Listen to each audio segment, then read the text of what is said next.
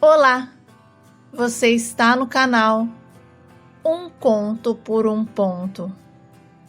Eu te convido a curtir, a comentar, a compartilhar e se inscrever no nosso canal. Sabe, tinha dias que eu me sentia como se eu estivesse sendo levado por uma correnteza, sem nem saber onde eu ia parar. Eu olhava para tudo o que eu tinha vivido, as minhas escolhas e me perguntava quantas dasquelas realmente eram minhas, quantas foram feitas por causa da pressão ou do medo. Eu tinha 19 anos quando entrei na faculdade de administração.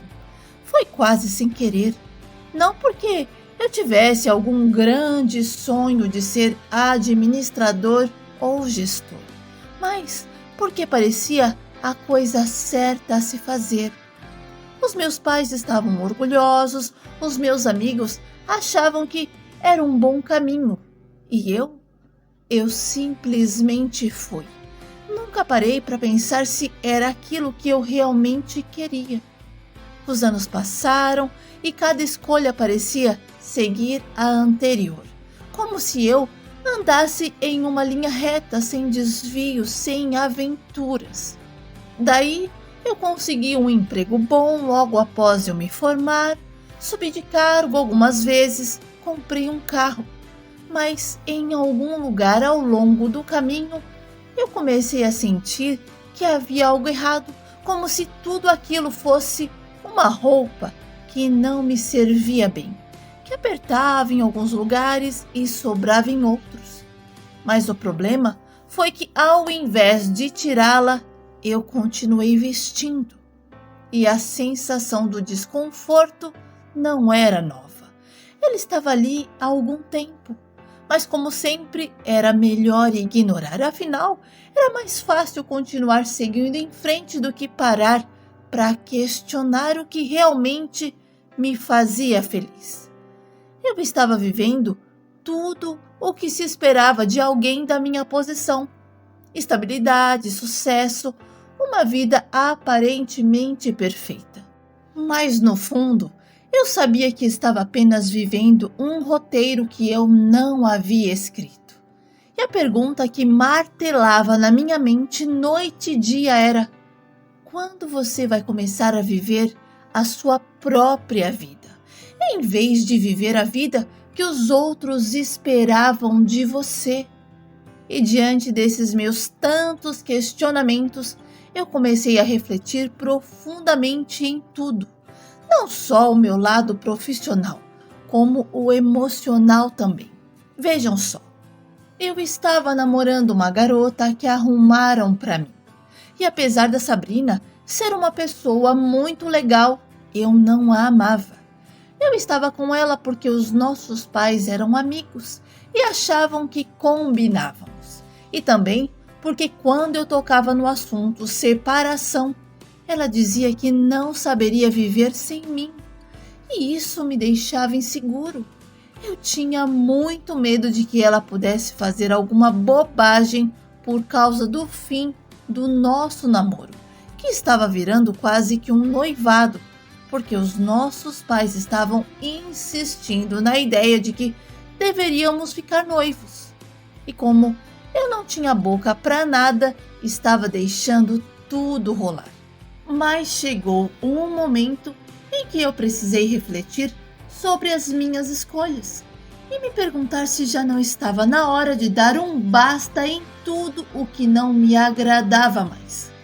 Olha, eu iria ter que brigar com muita gente para tomar as rédeas da minha vida. Os meus pais, os meus irmãos, os pais da Sabrina, que estavam apostando grande no nosso casamento. E eu me lembro de um dia específico em que eu estava voltando para casa depois de deixar a Sabrina. E de repente começou a tocar uma música chamada Quase Sem Querer. E ela me chamou a atenção, sabe? Bem no refrão, eu fiquei ouvindo cada palavra e parecia que ela estava abrindo os meus olhos. E sinceramente, aquilo foi um catalisador para minha reflexão. E eu não consegui ignorar. E a partir dali eu comecei a questionar as minhas decisões, escolhas e até mesmo os meus sentimentos. E passei a me perguntar quantas vezes eu realmente vivi algo que fosse verdadeiramente meu. E foi aí que eu percebi que as palavras que nunca são ditas são as mais importantes. São aquelas que ficam presas dentro de nós, moldando a nossa vida de maneira sutil, mas poderosa. E a minha primeira grande mudança aconteceu quando os meus pais me perguntaram quando eu iria marcar a data do meu noivado. E mesmo com o coração acelerado, eu tomei coragem e disse que não ia marcar a data, porque não amava a Sabrina. E estava decidido a terminar o namoro. Pra que eu fui falar aquilo? O meu pai, com uma mistura de surpresa e raiva, me disse que eu não estava doido em querer terminar o namoro com uma moça tão maravilhosa quanto ela. E falou com todas as letras que ela era a pessoa ideal para eu me casar. E naquele momento eu retruquei, dizendo que ela poderia ser tudo aquilo, mas eu não iria me casar com ela. E ponto final. E que eu já tinha idade suficiente para tomar as minhas próprias decisões. E convencido de que a Sabrina não era a mulher da minha vida, eu terminei o namoro. E a reação dela foi a que eu estava esperando. A Sabrina não aceitou bem o término, mas eu não voltei atrás. Os meus pais ficaram muito chateados comigo, sabe?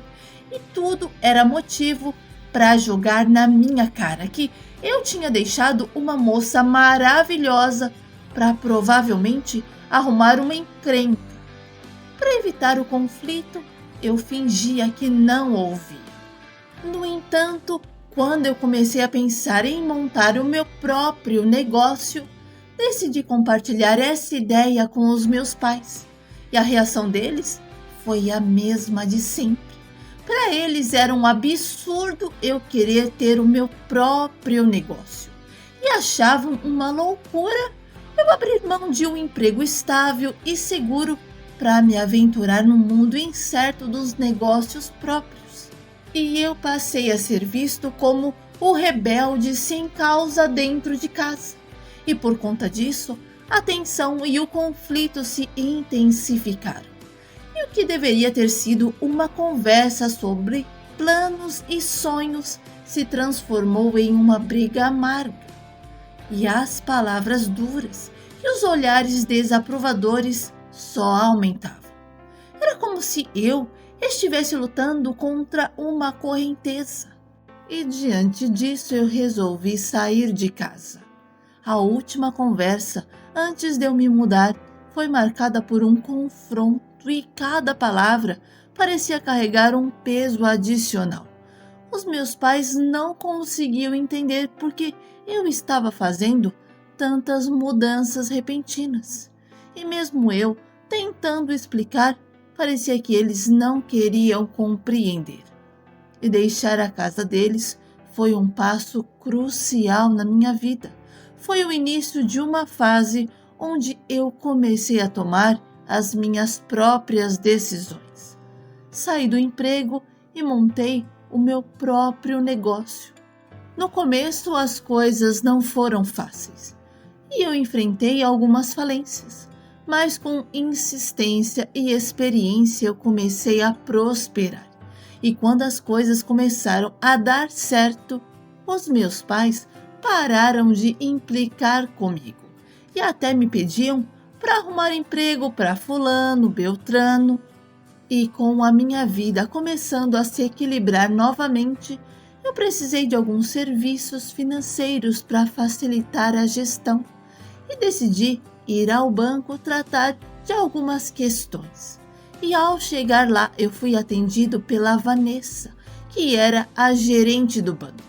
E desde o momento em que eu a conheci, algo me chamou a atenção. Ela tinha uma presença marcante, uma maneira leve de se comunicar e aquilo me encantou. E à medida que eu voltava ao banco para tratar mais questões financeiras, os nossos encontros se tornaram mais frequentes. E com o tempo começamos a conversar sobre coisas além do trabalho. E descobri que a Vanessa era uma pessoa fascinante com interesses e paixões que iam além da sua profissão. Ela parecia entender as minhas preocupações e as minhas ansiedades de uma forma que ninguém mais conhecia. E a conexão entre nós foi se tornando cada vez mais forte e tudo entre nós foi crescendo de forma natural e sincera. Eu convidei a Vanessa para um encontro e depois do nosso encontro, a gente começou a namorar. E quando a minha mãe soube que eu estava de namorada nova, ela não gostou. A minha mãe tinha a esperança de que eu me reconciliasse com a Sabrina e por isso pediu que eu não levasse ninguém na casa dela. E eu respeitei. Namorei e noivei com a Vanessa sem a aprovação dos meus pais. Mas eu estava feliz e sem peso na consciência, porque eu estava fazendo as minhas escolhas. E quando eu e a Vanessa marcamos a data do nosso casamento, eu resolvi ir até a casa dos meus pais para ter uma conversa franca e sincera. E ao me sentar com eles, a nossa conversa foi carregada de emoção, mas foi um passo importante para resolver as tensões que haviam se acumulado. E ao final, houve um sentimento de alívio porque eles conseguiram me compreender e aceitar o meu caminho. E eu pude levar a Vanessa lá. E assim que as duas trocaram algumas palavras, a minha mãe já logo se apaixonou pela pessoa da minha noiva e elas se tornaram melhores amigas. Me casei com a Vanessa e tivemos 2 meninos, Kaique e Cauã. Hoje eu percebo que assim que eu assumi o controle, tive muita liberdade e me tornei honesto comigo mesmo, além de encontrar a paz para seguir a minha própria vida.